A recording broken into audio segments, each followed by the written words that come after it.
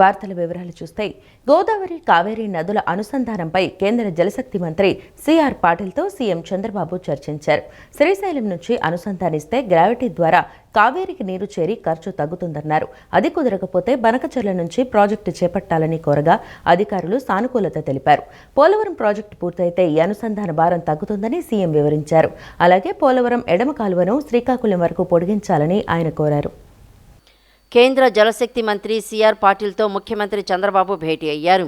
గోదావరి కావేరీ నదుల అనుసంధానంపై కీలక చర్చలు జరిగినట్లు తెలుస్తోంది. గోదావరి కావేరీ అనుసంధానంపై భాగస్వామ్య రాష్ట్రాల సీఎంలతో సమావేశం ఏర్పాటు చేయాలని కేంద్ర మంత్రిని సీఎం విజ్ఞప్తి చేశారు. శ్రీశైలం నుంచి కావేరీ అనుసంధానం కన్నా బనకచెర్ల నుంచి కావేరీ అనుసంధానం మంచిదని కేంద్ర జలశక్తి శాఖ సూచించినట్లు తెలుస్తోంది. దేశ ప్రయోజనాలను దృష్టిలో పెట్టుకుని జలశక్తి శాఖ అన్ని రాష్ట్రాలు భాగస్వామ్య పక్షాలతో ప్రత్యేక సమావేశం ఏర్పాటు చేయాలని చంద్రబాబు కోరారు. సముద్రంలోకి నీరు పోవడం కంటే ఉపయోగంలోకి వస్తే బాగుంటుందని కేంద్ర జలశక్తి మంత్రికి సీఎం సూచించారు. అన్ని రాష్ట్రాలను ఒప్పిస్తే కేంద్ర ప్రతిపాదనతో తనకు అభ్యంతరం లేదని, అందుకోసం ప్రత్యేక సమావేశం ఏర్పాటు చేయాలని చంద్రబాబు కోరగా ఇందుకు కేంద్ర జలశక్తి శాఖ అంగీకరించినట్లు తెలుస్తోంది. ఎల్నినో ప్రభావంతో తాగునీటి ఎద్దడి తలెత్తకుండా ముందస్తు చర్యలు చేపట్టాలని, ముఖ్యంగా పల్నాడు, ప్రకాశం జిల్లాల్లో ప్రాజెక్టులను వేగవంతం చేయాలని ఉప ముఖ్యమంత్రి పవన్ కళ్యాణ్ అధికారులను ఆదేశించారు. దాదాపు 2,500 కోట్ల రూపాయల అంచనా వ్యయంతో చేపట్టిన ఈ మెగా వాటర్ గ్రిడ్ పనుల్లో నాణ్యతా ప్రమాణాలు పాటించాలని, పైపులైన్లు మరియు అటవీ అనుమతుల సమస్యలను త్వరగా పరిష్కరించాలని సూచించారు. ఈ ప్రాజెక్టులు నిర్ణీత గడువులోగా పూర్తయితే 10 నియోజకవర్గాల పరిధిలోని సుమారు 16 లక్షల మంది ప్రజలకు శాశ్వత తాగునీటి భద్రత లభిస్తుందని ఆయన స్పష్టం చేశారు. ఎల్నినో ప్రభావంతో తీవ్ర వర్షాభావ పరిస్థితులు నెలకొంటున్న నేపథ్యంలో ఈసారి రాష్ట్ర వ్యాప్తంగా అధిక ప్రాంతాలు తాగునీటి ఎద్దడి సమస్యను ఎదుర్కొనే అవకాశం ఉందని, ప్రజలకు ఇబ్బందులు కలగకుండా ముందస్తు చర్యలు చేపట్టాలని ఉప ముఖ్యమంత్రి, పంచాయతీరాజ్, గ్రామీణాభివృద్ధి, గ్రామీణ నీటి సరఫరా శాఖల మంత్రి పవన్ కళ్యాణ్ అధికారులను ఆదేశించారు. నీటి ఎద్దడి తీవ్రంగా ఉండే పల్నాడు, ప్రకాశం లాంటి ప్రాంతాలపై ప్రత్యేక దృష్టి సారించాలని సూచించారు. జల్ జీవన్ మిషన్, అమరజీవి జలధార పథకంలో భాగంగా అక్కడ చేపట్టిన మెగా వాటర్ గ్రిడ్ పథకాల పనులు నిర్ణీత గడువులోపు పూర్తి కావాలని ఆదేశిస్తూ గ్రామీణ నీటి సరఫరా విభాగాల అధికారులతో పనుల పురోగతిపై ఆయన సమీక్ష నిర్వహించారు. ఈ సమీక్షలో అధికారులు ప్రాజెక్టుల వివరాలను వెల్లడించారు. 2 మెగా ప్రాజెక్టుల మొత్తం అంచనా వ్యయం దాదాపు 2,500 కోట్లు కాగా, అందులో 1,290 కోట్లతో ప్రకాశం జిల్లాలోని 7 నియోజకవర్గాల పరిధిలో 593 ఆవాసాలకు తాగునీరు అందించే పథకానికి సంబంధించి ఇంటేక్ వెల్ నిర్మాణం పనులు 40% పైగా పూర్తయ్యాయి. అలాగే 119 మిలియన్ లీటర్ల నీటి శుద్ధి ప్లాంట్, సంపులు, రిజర్వాయర్ల పనులు పురోగతిలో ఉన్నాయని, ఇప్పటి వరకు 53 కిలోమీటర్ల మేర పైపులైన్ నిర్మాణం పూర్తయిందని తెలిపారు. మరోవైపు 1,200 కోట్లతో పల్నాడు జిల్లాలోని 235 ఆవాసాల కోసం చేపట్టిన వాటర్ గ్రిడ్ పథకంలో భాగంగా 152 కిలోమీటర్ల మేర పైప్లైన్ నెట్వర్క్ పూర్తయిందని, ఇంటెక్ వెల్స్, ట్యాంకుల నిర్మాణం పురోగతిలో ఉన్నాయని వివరించారు. అక్కడ ఇప్పటి వరకు 95 కోట్ల విలువైన పనులు పూర్తయినట్లు పేర్కొన్నారు. అనంతరం పవన్ కళ్యాణ్ మాట్లాడుతూ, తాగునీటి సమస్యతో ఎన్నో ఏళ్లుగా నరకం చూస్తున్న పల్నాడు, ప్రకాశం జిల్లాలకు ఈ ప్రాజెక్టులు జీవనాధారంగా మారనున్నాయని తెలిపారు. కూటమి ప్రభుత్వం ఈ ప్రాజెక్టులను అత్యంత ప్రతిష్టాత్మకంగా తీసుకుందని, పైపులైన్ల నిర్మాణం, అటవీ అనుమతుల వంటి సమస్యలను తక్షణమే పరిష్కరించి పనుల వేగాన్ని పెంచాలని సూచించారు. నిర్మాణ నాణ్యత విషయంలో ఎలాంటి రాజీ పడకూడదని, భుజం శస్త్రచికిత్స నుంచి కోలుకున్న తర్వాత తాను స్వయంగా క్షేత్రస్థాయిలో పర్యటించి పనుల నాణ్యతను పరిశీలిస్తానని స్పష్టం చేశారు. ఈ ప్రాజెక్టులు పూర్తయితే 10 నియోజకవర్గాల పరిధిలోని సుమారు 16 లక్షల మందికి పైగా ప్రజలకు శాశ్వత తాగునీటి భద్రత చేకూరుతుందని ఆయన వెల్లడించారు. నిషేధిత జాబితా 22A నుంచి భూములను తొలగించే నిబంధనలను సరళీకృతం చేస్తూ నేడు కొత్త జీవో తీసుకొస్తున్నామని ఏపీ రెవెన్యూ శాఖ మంత్రి అనగాని సత్యప్రసాద్ తెలిపారు. జూన్ 18, 1954 కంటే ముందు అసైన్ చేసిన అన్ని భూములు నిషేధిత ఆస్తుల జాబితా నుంచి తొలగిస్తున్నామన్నారు. 60 రోజుల్లో ఎమర్జెన్సీ కేటగిరీ కింద 22A జాబితాలో చేర్చకపోతే ఆ భూమి పట్టా భూమిగానే ఉంటుందని అనగాని సత్యప్రసాద్ వివరించారు. ఆంధ్రప్రదేశ్ ప్రభుత్వం నిషేధిత ఆస్తుల జాబితా నుంచి భూములను తొలగించే నిబంధనలను సరళీకృతం చేస్తూ కొత్తగా ఆ జాబితాలో చేర్చే నిబంధనలను కఠినతరం చేస్తూ కొత్త జీవోను తీసుకువస్తోందని రాష్ట్ర రెవెన్యూ శాఖ మంత్రి అనగాని సత్యప్రసాద్ తెలిపారు. అమరావతి సచివాలయంలో జరిగిన మీడియా సమావేశంలో ఆయన మాట్లాడుతూ ఇకపై 22A నిర్వహణ బాధ్యతలను స్టాంప్స్ అండ్ రిజిస్ట్రేషన్ శాఖ ఐజీ పరిధిలోనే ఉంటాయని, గ్రామ కంఠం మరియు పట్టా భూములను నిషేధిత జాబితాలో చేకూర్చకూడదని స్పష్టం చేశారు. 1954 జూన్ 18 కంటే ముందు అసైన్ చేసిన భూములన్నింటినీ ఈ జాబితా నుంచి తొలగిస్తున్నామని, రాబోయే 90 రోజుల్లోగా ఐజీఆర్ఎస్, CCLAలు సాఫ్ట్వేర్లో అవసరమైన మార్పులు పూర్తి చేస్తాయని వెల్లడించారు. అలాగే వ్యవసాయ భూములకు వెంబ్లాండ్ 2.0 ప్రామాణికంగా ఉంటుందని, ఎలాంటి మాన్యువల్ ఎంట్రీలకు తావు ఉండదని వివరించారు. తన భూమి ప్రభుత్వ భూమి కాదని నిరూపించుకోవాల్సిన బాధ్యత పౌరులపై ఉండదని, ప్రభుత్వమే ఆ బాధ్యత వహిస్తుందని చెప్పారు. అధికారుల నిర్లక్ష్యం వల్ల భూ యజమానుల హక్కులకు భంగం కలిగితే వారిపై చర్యలు తప్పవని హెచ్చరించారు. ప్రజల సమాచారం కోసం పబ్లిక్ ఇన్క్లూజన్ రిజిస్టర్ను అందుబాటులో ఉంచుతామని, అత్యవసర పరిస్థితుల్లో ఏదైనా భూమిని 22A జాబితాలో పెట్టాలంటే 30 రోజుల నోటీసు ఇస్తూ 60 రోజుల్లో ప్రక్రియ పూర్తి చేయాలని, లేని పక్షంలో అది పట్టాభూమిగానే కొనసాగుతుందని మంత్రి తెలిపారు. ముఖ్యంగా జియో నంబర్ 396 ఉందో చాలా మంది అపోహలు పడతా ఉన్నారు. దాని మీద చర్చించడం కోసం ఇది పెట్టదు. మిత్రులారా, ఏదైతే ప్రభుత్వం భూమి, దేవాదాయ భూమి, అసైన్ భూమి, అలాగే సీలింగ్ మిగులు భూములు అన్యాక్రాంతం కాకుండా ఉండటం కోసం బేసిక్గా ఈ 22A అనేది రూపకల్పన 2007లో జరిగింది. దానికి 1908 సెక్షన్లో మార్చి దాన్ని 22Aలో దాంట్లో చేర్చడం జరిగింది. అయితే ఈ ఆస్తుల నిర్వహణ కోసం చాలా పారదర్శకమైన విధానం ఉండాలి. అలాగే స్థిరమైన మరియు ఒకే ఒక విధానం ఉండాలనే లక్ష్యంతో ఈరోజు ఈ యొక్క సెక్షన్ అంతా కూడా ఈ సర్కులర్లు కానీ సూచనలు గతంలో ఏదైతే ఇచ్చామో మేము ఈ యాక్ట్ 1908లో మనం ఏదైతే పొందపరిచామో అన్నీ కూడా రద్దు చేస్తూ ఈరోజు నూతనంగా 22A జియో కూడా ఈరోజు రిలీజ్ చేస్తున్నాం. అంటే గతంలో మేము ఇచ్చినటువంటి ఈ ప్రభుత్వం వచ్చిన తర్వాత ఇచ్చిన అన్ని సర్కులర్లు కూడా రద్దు చేస్తూ ఈ యొక్క ప్రక్రియ నిషేధ ఆస్తుల యొక్క ఏకైక సెంట్రలైజ్డ్ మరియు అధికారిక డేటాబేస్ నిర్వహణ కేవలం ఇన్స్పెక్టర్ జనరల్ ఎవరైతే ఉన్నారో మాకు రిజిస్ట్రేషన్ శాఖ వారి ఆధ్వర్యంలో ఉంటుంది. ఇంకెవరు పడితే అక్కడ వారు 22A తీయటం కానీ లేదా వాళ్ళ దగ్గర తిరగడానికి అవసరం లేకుండా ఆ యొక్క విధి విధానాలు చేసే అన్ని పూర్వమైంది. ఆర్డీఓకి సబ్ కలెక్టర్ మేము ఇచ్చినటువంటి అధికారాలని దాన్ని ఒకే ఒక సెంట్రలైజ్డ్ డేటాబేస్లో దాన్ని మనం తీయాల్సిన పరిస్థితి ఉంటుంది. తమ్మినేని భూ భాగోతాలు ఇంకా చాలా ఉన్నాయని, అవన్నీ కూడా విచారణ జరపాలని ఆదేశాలు ఇచ్చామని మంత్రి అచ్చెన్నాయుడు వెల్లడించారు. స్పీకర్గా గొప్ప గొప్ప ఉపన్యాసాలు ఇచ్చి ఇంత దారుణాలకు ఒడిగడతారా అని మండిపడ్డారు. తప్పు ఎవరు చేసినా చట్టపరంగా చర్యలు ఉంటాయని స్పష్టం చేశారు. తన మీద పెట్టింది తప్పుడు కేసులు కాబట్టే తాను ఆ రోజు పారిపోకుండా తన ఇంట్లోనే ధైర్యంగా ఉన్నానని గుర్తు చేశారు. తప్పు చేసిన ఎవరైనా ఖచ్చితంగా చట్ట ప్రకారం శిక్షించటమే కూటమి ప్రభుత్వ విధానమని స్పష్టం చేశారు. శ్రీకాకుళం జిల్లా నుంచి స్పీకర్గా మంత్రిగా చేసిన వాళ్ల దారుణాలు చూసి నివ్వెరపోయానన్నారు. ఇద్దరు నాయకుల చర్యలతో శ్రీకాకుళం జిల్లా పరువు పోయిందని మంత్రి అచ్చెన్నాయుడు విమర్శించారు. జిల్లా పరువు తీసిన వారిని ధర్మాన లాంటి నాయకులు వెళ్లి పరామర్శించటం విడ్డూరమన్నారు. తప్పు చేసిన వారికి పరామర్శకు వెళ్లే వారికి ఇద్దరికీ సిగ్గులేనట్లుగా గొడ్డలిపాటి నేతలు తయారయ్యారని మండిపడ్డారు.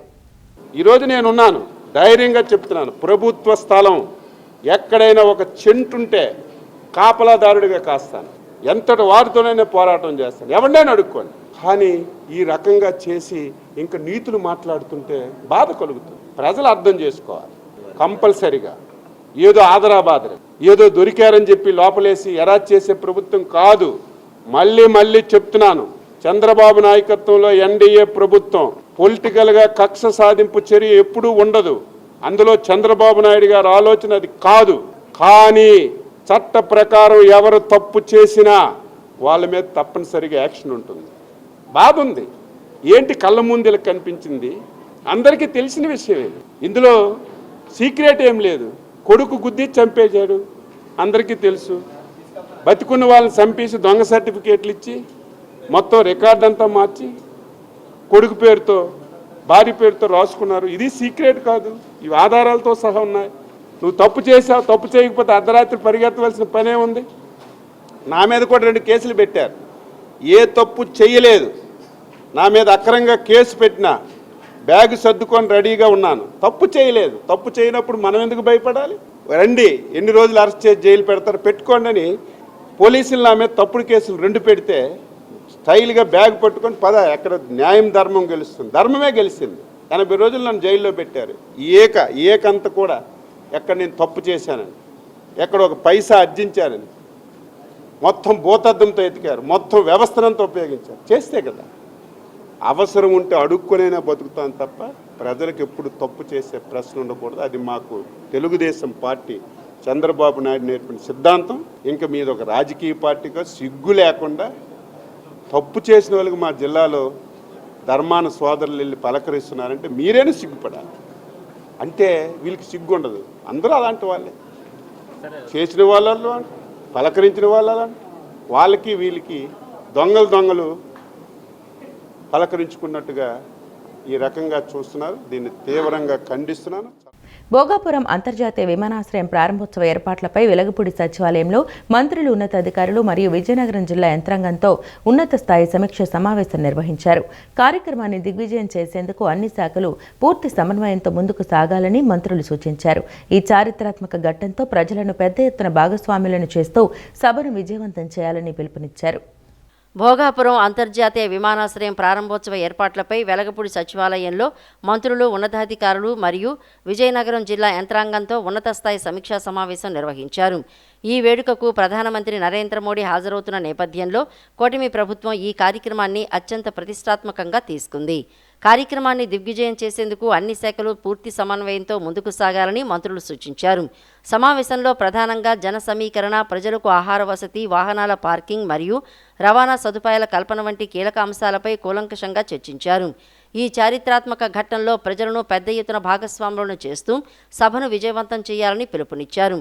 ఈ సమావేశంలో మంత్రులు అచ్చెన్నాయుడు, పి నారాయణ, పయ్యావుల కేశవ్, బీసీ జనార్దన్ రెడ్డి, అనగాని సత్యప్రసాద్, డోలా శ్రీ బాల వీరాంజనేయ స్వామి, మండిపల్లి రాంప్రసాద్ రెడ్డి, వంగలపూడి అనిత, సత్యకుమార్ యాదవ్, గుమ్మడి సంజారాణి, కొల్లు రవీంద్ర, గొట్టిపాటి రవికుమార్లతో పాటు special CS empty Krishnababu, TDP రాష్ట్ర అధ్యక్షుడు పల్లా శ్రీనివాస్, బీజేపీ రాష్ట్ర అధ్యక్షుడు పివిఎన్ మాధవ్, ఎమ్మెల్సీలు Beeda Ravichandra Yadav, Satyanarayanaraju, Hariprasad, maritime board chairman Damacharla Satya మరియు ఇతర ఉన్నతాధికారులు పాల్గొన్నారు.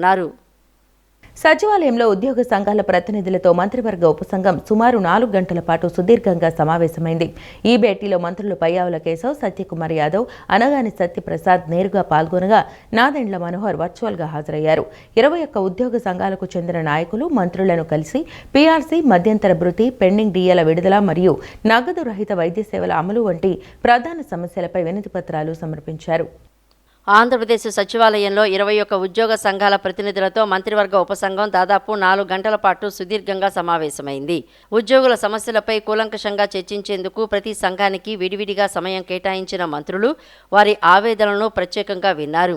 ఈ సందర్భంగా ఉద్యోగ సంఘాల నాయకులు ప్రధానంగా పీఆర్సీ ఏర్పాటు, మధ్యంతర భృతి ప్రకటించడం, దీర్ఘకాలంగా పెండింగ్లో ఉన్న డీఏల విడుదల మరియు ఉద్యోగులు ఎదుర్కొంటున్న ఆరోగ్య సమస్యల దృష్ట్యా నగదు రహిత వైద్య సేవలు పక్కా అమలు వంటి అంశాలను మంత్రుల దృష్టికి తీసుకువెళ్లి వినతి పత్రాలు అందజేశారు. ఈ కీలక భేటీలో రాష్ట్ర ఆర్థిక ప్రణాళిక శాఖ మంత్రి పయ్యావుల కేశవ్, వైద్య ఆరోగ్య శాఖ మంత్రి సత్యకుమార్ యాదవ్, రెవెన్యూ శాఖ మంత్రి అనగాని సత్యప్రసాద్ నేరుగా పాల్గొనగా పౌర సరఫరాల శాఖ మంత్రి నాదెండ్ల మనోహర్ వర్చువల్ విధానంలో హాజరయ్యారు. ప్రభుత్వ యంత్రాంగం తరపున సిఎస్జి సాయి ప్రసాద్తో పాటు ప్రత్యేక ప్రధాన కార్యదర్శులు ఎస్ఎస్ రావత్, శశిభూషణ్ కుమార్, ఎంటీ కృష్ణబాబు, ముఖ్య కార్యదర్శి ఎస్ఎస్ సురేష్ కుమార్, కార్యదర్శులు వినయ్ చంద్, వీరపాండ్యన్ తదితర ఉన్నతాధికారులు పాల్గొన్నారు. ఉద్యోగుల తరపున సచివాలయ ఉద్యోగుల సంఘం అధ్యక్షుడు రామకృష్ణ, ఏపీ ఎన్జీఓ అధ్యక్షుడు విద్యాసాగర్, అమరావతి జేఏసీ అధ్యక్షుడు బొప్పరాజు వెంకటేశ్వర్లు, ఏపీ ప్రభుత్వ ఉద్యోగుల సంఘం అధ్యక్షుడు కె సూర్యనారాయణతో పాటు పలువురు ఇతర సంఘాల అధ్యక్షులు, ప్రధాన కార్యదర్శులు ఈ సమావేశంలో పాల్గొని తమ డిమాండ్లను స్పష్టంగా వివరించారు. చాలా స్పష్టంగా ఏపీజేఏసీ అమరావతి పక్షాన ఆర్థికేతర అంశాలు ఈ ప్రభుత్వం దృష్టి పెట్టినప్పటికీ ఆర్థిక పరమైన అంశంలో గత 2 సంవత్సరాలుగా ఎటువంటి బెనిఫిట్స్ రాకుండా ఉన్నాయి. ప్రధానంగా 3 సంవత్సరాలుగా తీవ్రంగా నష్టపోతున్నటువంటి పీఆర్సీ కమిషనర్ నియామకం చేయకపోవడం అనేది బాధాకరమని, కనీసం కమిషనర్ అపాయింట్మెంట్ చేయలేదు కాబట్టి ఉద్యోగుల్లో అనుమానాలు వస్తున్నాయని, పక్కన తెలంగాణ ప్రభుత్వం వారి ఉద్యోగులకి 3 సంవత్సరాలుగా పీఆర్సీ ఆలస్యమైనందున ఐఆర్ మధ్యంతర భృతి ఇస్తూ ఉంటే ఈ ప్రభుత్వం మంచి ఐఆర్ ఇస్తానని చెప్పని కూడా కూటమి మేనిఫెస్టోలో పెట్టి కూడా ₹1 కూడా ఈరోజు కూడా ప్రకటించకపోవటం బాధాకరమని స్పష్టం చేయడం జరిగింది. 1 జూలై 2023 నుంచి ఏదైతే వేతన సవరణ అనేది రాష్ట్రంలో ఉద్యోగులకు చేయాలో ఇవాళకి దాన్ని ఇంప్లిమెంట్ చేయకపోగా కనీసం వేతన సవరణ కమిటీ చైర్మన్ కూడా అపాయింట్ చేయకపోవడం అనేది ఉద్యోగుల్లో తీవ్రమైన అసంతృప్తి ఉన్న విషయాన్ని మరి ప్రభుత్వానికి కూడా మేము గత 2 సంవత్సరాలుగా నిర్మాణాత్మకమైన సహకారాన్ని అందించాం. మరి ప్రభుత్వం వచ్చి 2 సంవత్సరాలైనా కూడా పీఆర్సీ కమిటీని అపాయింట్ చేయకపోవటం, మరి దానివలన ద్రవ్యోల్బణం వలన మిగతా వాటి వలన ఎంప్లాయీ పరిస్థితి ఇబ్బందిగా ఉండటం, దాంతోపాటు ఇంటీరియం రిలీఫ్ రావాల్సింది కూడా మేము పొందలేకపోవటం, అందుకని PRC committee appointment interim relief ఈ 2 కూడా చేయాలని చెప్పి గవర్నమెంట్ని అడగడం జరిగింది.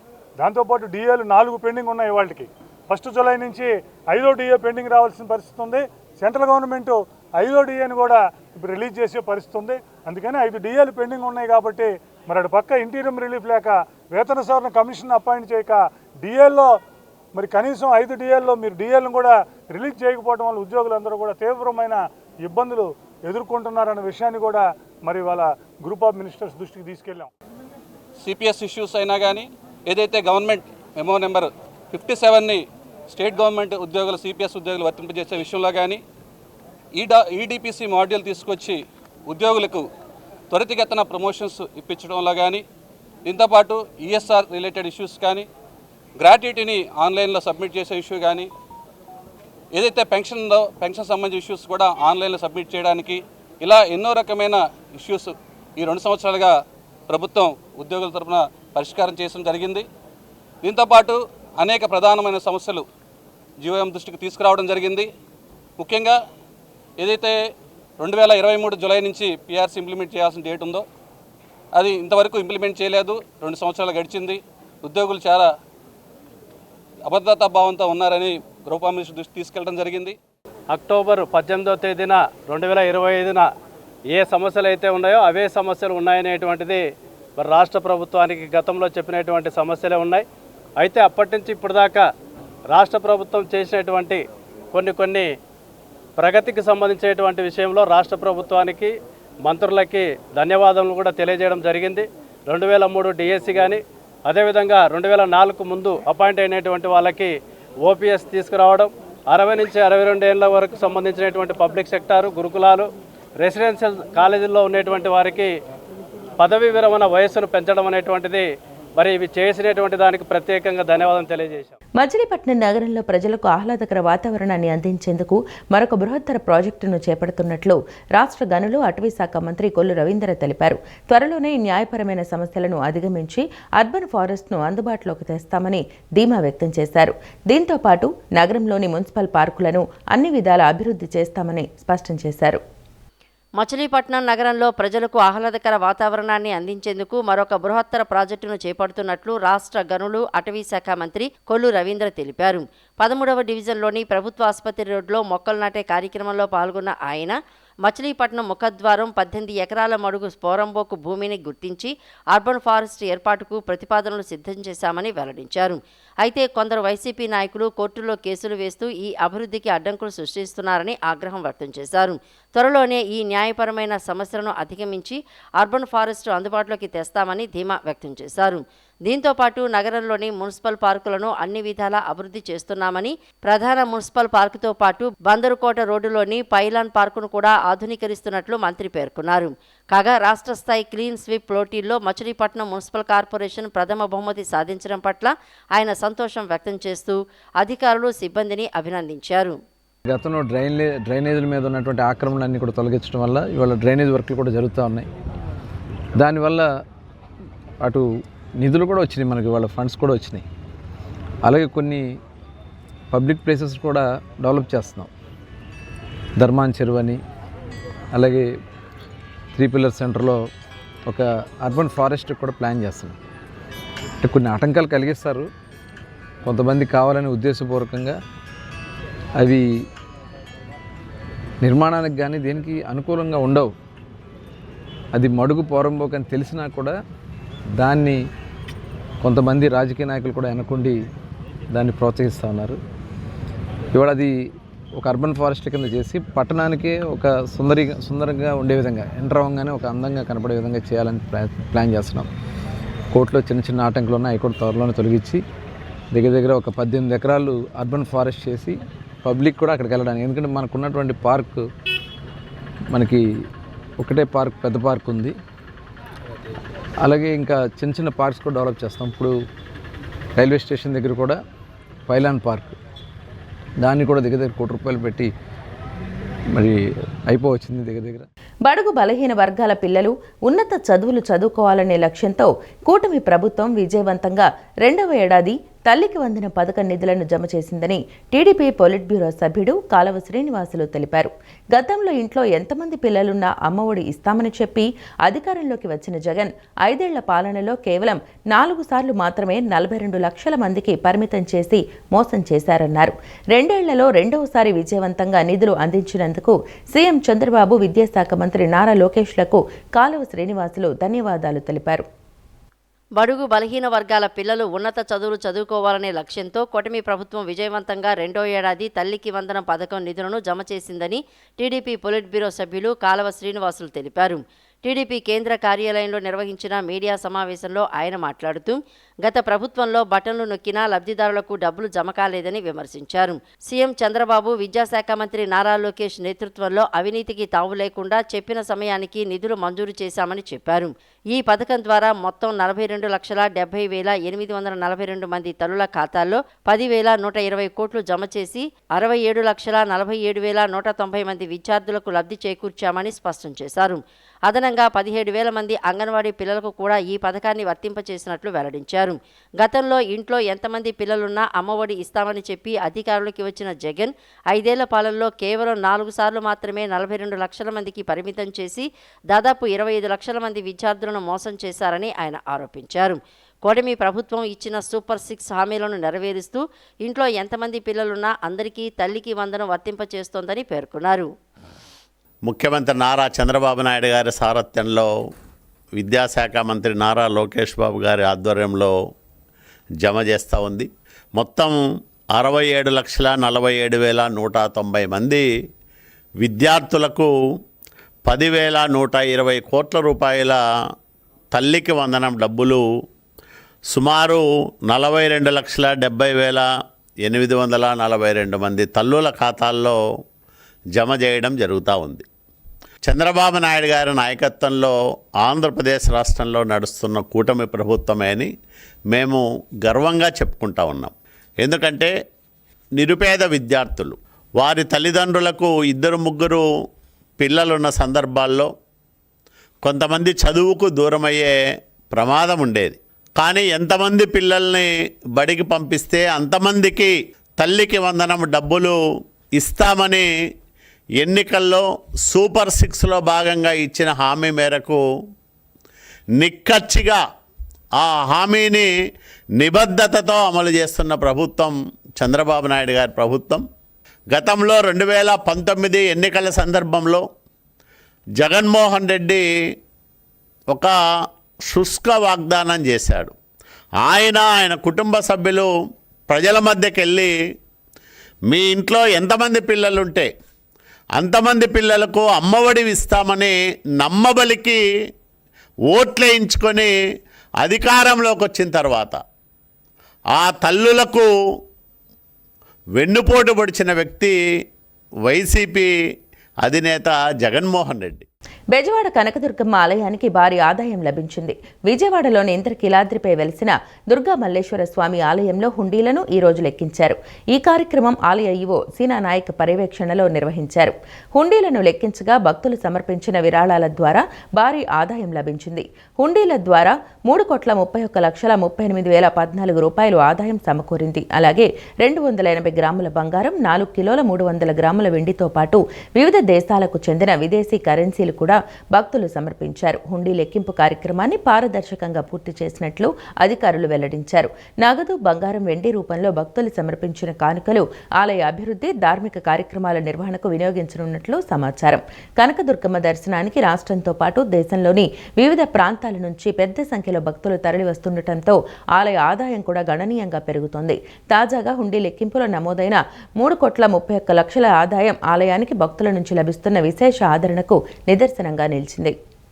వ్యర్థాలను కేవలం పారవేయాల్సిన చెత్తగా కాకుండా విలువైన వనరులుగా మార్చే దిశగా చేపడుతున్న వేస్ట్ టు వెల్త్ కార్యక్రమాలను మరింత విస్తరించి సమర్థవంతంగా అమలు చేయాలని విజయవాడ నగరపాలక సంస్థ కమిషనర్ ధ్యానచంద్ర అధికారులను ఆదేశించారు. అలాగే సాలిడ్ వేస్ట్ మేనేజ్మెంట్ రూల్స్ 2026 ప్రకారం ప్రతి ఇంటి వద్దనే తడి, పొడి, గృహ ప్రమాదకర, శానిటరీ వ్యర్థాలను వేర్వేరుగా అందించేలా ప్రజల్లో విస్తృత అవగాహన కల్పించాలని సూచించారు. వ్యర్థాలను కేవలం పారవేయాల్సిన చెత్తగా కాకుండా విలువైన వనరులుగా మార్చే దిశగా చేపడుతున్న వేస్ట్ టు వెల్త్ కార్యక్రమాలను మరింత విస్తరించి సమర్థవంతంగా అమలు చేయాలని విజయవాడ నగరపాలక సంస్థ కమిషనర్ ధ్యానచంద్ర అధికారులను ఆదేశించారు. పర్యటనలో భాగంగా అజిత్ సింగ్ నగర్లో గల ఎక్సెల్ ప్లాంట్లోని గార్బేజ్ ట్రాన్స్ఫర్ స్టేషన్లో ఘన వ్యర్థాల నిర్వహణను క్షేత్రస్థాయిలో పరిశీలించారు. ఈ సందర్భంగా కమిషనర్ మాట్లాడుతూ విజయవాడ నగరపాలక సంస్థ ఘన వ్యర్థాల నిర్వహణలో రాష్ట్రానికి ఆదర్శంగా నిలిచేలా పలు వినూత్న కార్యక్రమాలను అమలు చేస్తోందన్నారు.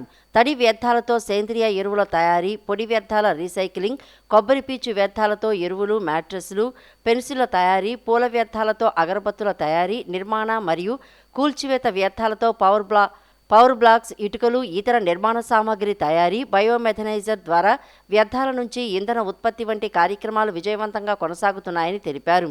ఈ కార్యక్రమాల అమలును అధికారులు నిరంతరం పర్యవేక్షిస్తూ నాణ్యతా ప్రమాణాలు పాటించేలా చర్యలు తీసుకోవాలని, వ్యర్థాల విలువలను మరింత పెంచే కొత్త సాంకేతికతలు, వినూత్న విధానాలను అధ్యయనం చేసి నగరంలో అమలు చేయాలని ఆదేశించారు.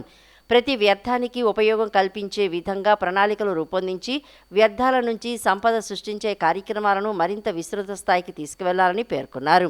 అలాగే సాలిడ్ వేస్ట్ మేనేజ్మెంట్ రూల్స్ 2026 ప్రకారం ప్రతి ఇంటి వద్దనే తడి, పొడి, గృహ ప్రమాదకర, శానిటరీ వ్యర్థాలను వేర్వేరుగా అందించేలా ప్రజల్లో విస్తృత అవగాహన కల్పించాలని, మూలం వద్దే వ్యర్థాల వర్గీకరణ జరిగితేనే వేస్ట్ టు వెల్త్ కార్యక్రమాలు మరింత విజయవంతమవుతాయని పేర్కొన్నారు. రాష్ట్ర జనాభాలో సగానికి పైగా ఉన్న బీసీల సంక్షేమం, అభివృద్ధే కూటమి ప్రభుత్వ ప్రధాన లక్ష్యమని AP tourism corporation chairman Nookasani Balaji చెప్పారు. బీసీల సంక్షేమం కోసం ప్రభుత్వం బడ్జెట్ కేటాయింపులను భారీగా పెంచిందని, మొదటి బడ్జెట్లో 39,000 కోట్లు, రెండవ బడ్జెట్లో 47,000 కోట్లు, మూడో బడ్జెట్లో 50,000 కోట్లకు పైగా కేటాయించినట్లు తెలిపారు. బీసీ విద్యార్థుల కోసం మహాత్మా జ్యోతిరావు పూలే గురుకులాల సంఖ్యను పెంచడంతో పాటు వాటిలో మౌలిక వసతులు, నాణ్యమైన భోజనం, డిజిటల్ విద్య అందిస్తున్నామన్నారు. నీట్, ఐఐటి, సివిల్స్ వంటి పోటీ పరీక్షలకు ప్రత్యేక ఉచిత శిక్షణ కేంద్రాలను ఏర్పాటు చేసినట్లు చెప్పారు. తల్లికి వందనం పథకం ద్వారా ఇంట్లో ఎంతమంది పిల్లలు ఉంటే అంతమందికి ఆర్థిక సాయం అందిస్తున్నామని, ఇందులో ఎక్కువ లబ్ధి బీసీ తల్లులకే దక్కుతోందన్నారు. కూటమి ప్రభుత్వం ధ్యేయం ఏదైతుందో బడుగు బలహీన వర్గాలు అభివృద్ధి చేయాలి, బడుగు బలహీన వర్గాలకు అండగా ఉండాలన్నటువంటి ఆ కాన్సెప్ట్ ఏదైతే దాన్ని తీసుకొని పనిచేస్తున్నటువంటి సందర్భం కూడా మీకు గుర్తు చేస్తున్నాను. బడ్జెట్లో ప్రధానంగా కూటమి ప్రభుత్వం వచ్చిన తర్వాత మొదటి బడ్జెట్లో ప్రత్యేకించి 39,000 కోట్లు బీసీలకు కేటాయించారు. రెండవ బడ్జెట్ వచ్చేసరికి దాన్ని 47,000 కోట్లకి, మూడవ బడ్జెట్లో 50,001 కోట్లకి పెంచడం జరిగింది. ఇది ఈనాడున్నటువంటి చరిత్ర. బలహీన వర్గాలకి ఈ కూటమి ప్రభుత్వం అందిస్తున్నటువంటి అభివృద్ధి, సంక్షేమం. అంటే ఈ ప్రభుత్వం మాటలు లేదా గారడల ప్రభుత్వం కాదు.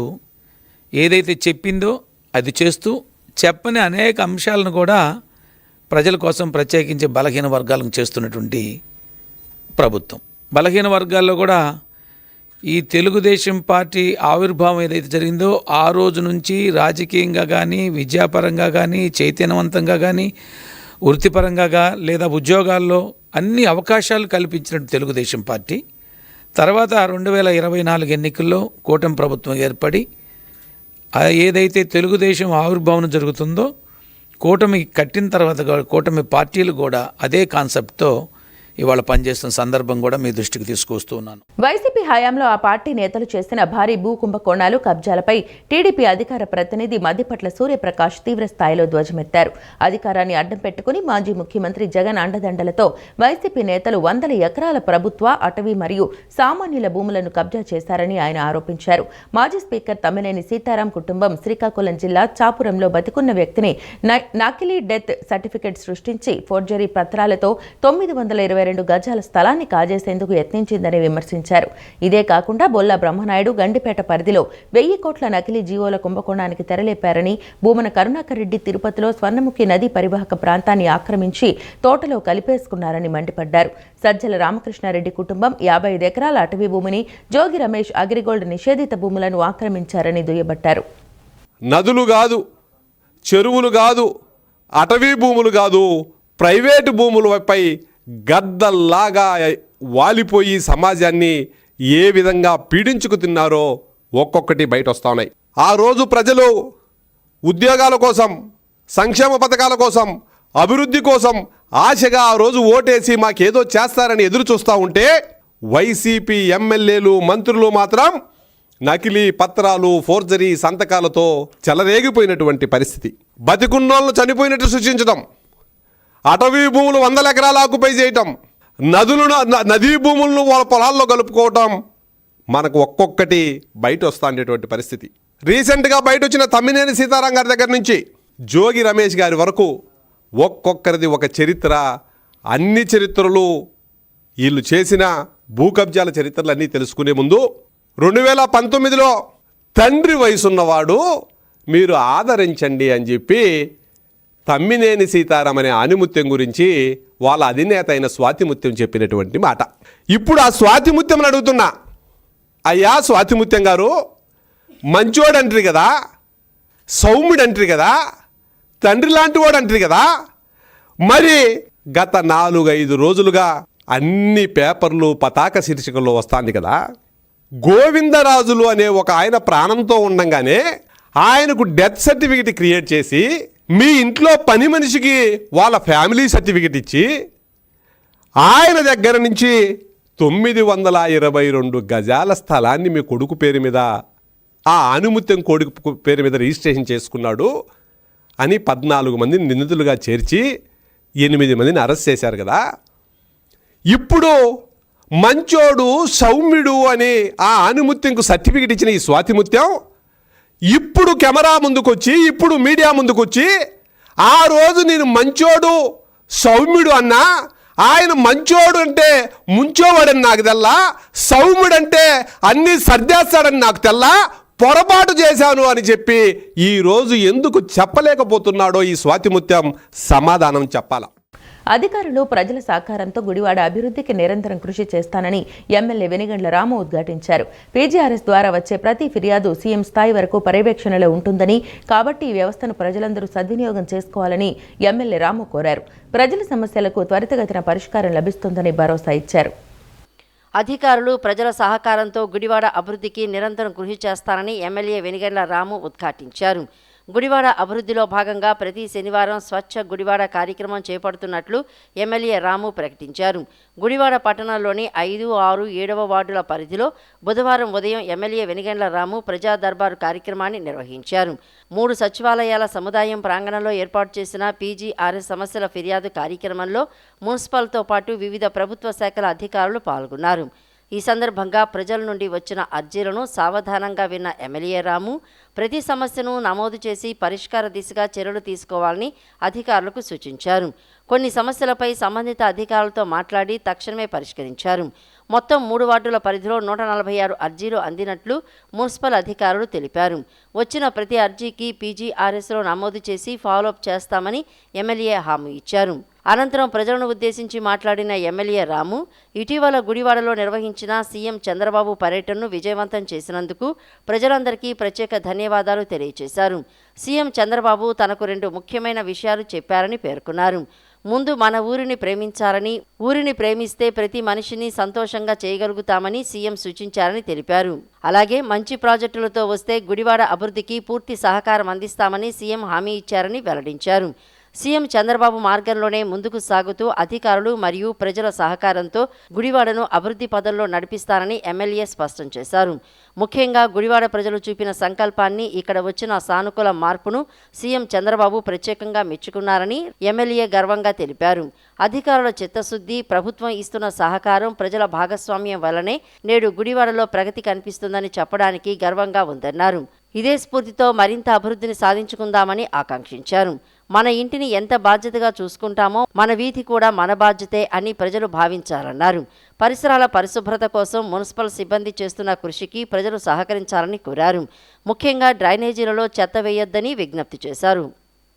ప్రైవేట్ టీచర్పై జిమ్ ట్రైనర్ లైంగిక వేధింపుల ఆరోపణలు విజయవాడలో కలకలం రేపిన సంగతి తెలిసిందే. దీనిపై పోలీసులు కేసు నమోదు చేసుకుని దర్యాప్తు చేస్తున్నారు. ఈ క్రమంలోనే తనపై వచ్చిన ఆరోపణలపై జిమ్ ట్రైనర్ వీడియో విడుదల చేశారు.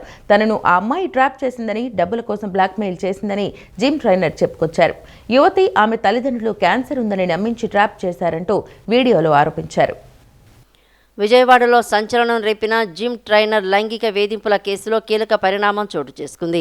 ఓ జిమ్ ట్రైనర్ తనను స్లిమ్గా చేస్తారని చెప్పి హోటల్ గదికి తీసుకువెళ్లి మత్తుమంది ఇచ్చి అత్యాచారం చేశాడంటూ ఓ ప్రైవేటు టీచర్ సత్యనారాయణపురం పోలీస్ స్టేషన్లో ఫిర్యాదు చేసిన సంగతి తెలిసిందే.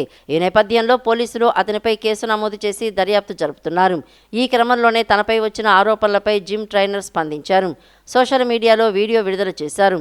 ఈ వీడియోలో బాధితురాలు ఆమె కుటుంబంపై పలు ఆరోపణలు చేశారు.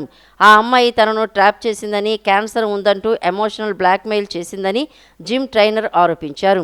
బయటకు రానని చెప్పినా వినకుండా తనను ఒత్తిడి చేసిందని, రూమ్కు తీసుకువెళ్లి మందు తాగించి ఫోర్స్ చేసిందని ఆరోపించారు. యువతి తల్లి ఇన్స్టాగ్రామ్ అకౌంట్ నుంచి తనకు మెసేజ్ వచ్చిందని, తమ అమ్మాయికి క్యాన్సర్ ఉందని, చనిపోతుంది, తనకు ఫీలింగ్స్ వస్తున్నాయి, హెల్ప్ చేయమని కోరారని జిమ్ ట్రైనర్ చెప్పుకొచ్చారు. తనపై ఫీలింగ్స్ లేవని చెప్పినా వినకుండా మద్యం తాగించి తనను ఫోర్స్ చేసినట్లు చెప్పుకొచ్చారు. ఆ తర్వాత వారికి దూరంగా ఉండేసరికి తనపై కేసు పెట్టారని ఆరోపించారు. వీటన్నింటికీ తన వద్ద ఆధారాలు ఉన్నాయని వీడియో విడుదల చేశారు. అందరికీ నమస్కారం. విజయవాడలో జిమ్ ట్రైనర్ గురించి ఏదైతే నడుస్తుందో అది నేనే, అబ్దుల్ ఖాదర్ అన్నమాట నా పేరు. ఎవరైతే కేసు పెట్టారో అమ్మాయి పేరు సుచిత్ర అనమాట. ఆ అమ్మాయి పెట్టిన ఫాల్స్ అలిగేషన్ ని నేను ఇప్పుడు బయటికి తీయడానికి చెప్తున్నాను. ఆ అమ్మాయి నన్ను ట్రాప్ చేసింది అనమాట. ట్రాప్ చేసి నన్ను ఎమోషనల్ బ్లాక్మెయిల్ చేసి నాకు క్యాన్సర్ ఉందని అని చెప్పి నన్ను ఎంత బ్లాక్మెయిల్ చేసిందని అంత బ్లాక్మెయిల్ చేసి ఫోర్స్ చేసి నాకు పానిక్ అటాక్ వచ్చేస్తుంది, నా చేతులు ఊగిపోతున్నాయి అని చెప్పి నేను ఇప్పుడు బయటికి రాను, నాకు ఓపిక లేదని చెప్పినా కూడా అమ్మాయి నేను బయటకు వచ్చేసాను, నేను ఇంటికైతే వాళ్ళను రావాల్సింది నన్ను ఫోర్స్ చేసి రూమ్ కి తీసుకెళ్లి తాగిపించి నన్ను ఇదంతా చేసింది. ప్రతిదీ అమ్మాయి ట్రాన్సాక్షన్ చేసిన ప్రతిదీ అమ్మాయి డబ్బులకి నాకు ట్రాన్సాక్షన్ చేసింది అనమాట. తాగడానికి ట్రాన్సాక్షన్ చేసిన ట్రాన్సాక్షన్స్. అయితే నేను తర్వాత ఇగ్నోర్ చేసినాక వాళ్ళ మదర్ ఎవరైతే ఉన్నారో వాళ్ళ మమ్మీ పేరు శాంతి నాయుడు అనమాట. యాంకర్ శాంతి నాయుడు అనే ఇన్స్టాగ్రామ్ నుండి నాకు మెసేజ్ వచ్చింది. నేను అప్పటికి నాకు డౌట్ వచ్చి ఆ అకౌంట్ ఓపెన్ చేసి చూస్తే వాళ్ళ మమ్మీ ఫొటోస్, అమ్మాయి ఫొటోస్ ఉన్నాయి అందులో. ఉంటే చెప్పండి అండి అని మాట్లాడితే ఆవిడ ఏమనిందంటే, ఇది చెప్పడానికి కొంచెం బాధగా ఉన్నా, నువ్వు అర్థం చేసుకో బాబు, మా అమ్మాయి క్యాన్సర్ ఉంది, మా అమ్మాయి చచ్చిపోతుంది, మా అమ్మాయి ఫీలింగ్స్ వస్తున్నాయని చెప్పి కొంచెం నువ్వు హెల్ప్ చేయ బాబు, తనకి రూమ్ కన్నా వెళ్ళు లేదా ఇంటికన్నా వెళ్ళు అని చెప్పి నా దగ్గర పక్కా ప్రూఫ్స్ ఉన్నాయి నా దగ్గర. వాళ్ళు చేసిన తర్వాత నేను అప్పటికీ నాకు ఫీలింగ్స్ రావట్లేదమ్మ తల్లి నీ మీద అని చెప్పి నాకు ఫోర్స్ చేసి తాగిపించి ఇదంతా చేసి నేనైతే ఇదేదో తేడా కొట్టని చెప్పినప్పుడు దూరంగా ఉన్నప్పుడు ఈ కేసు పెట్టింది. కేసు పెట్టినాక ఈ కేసు నడుస్తున్నప్పుడు కూడా అమ్మాయి నాకు మెసేజ్ చేసింది అనమాట. కలువు అన్ని వదిలేస్తా, తాగి మెసేజ్ చేస్తున్నా, మొత్తం అన్ని వదిలేస్తా, మీ అమ్మని తీసిన 15 minutes వీడియో కూడా నేను బయటికి తెస్తా అంటుంది. ఈ ఫాల్స్ అలిగేషన్ ఏదైతే ఉందో దాని వల్ల మేము రోడ్డును పడ్డాము. ఈ వార్తలు ఇంతటితో సమాప్తం. నమస్కారం.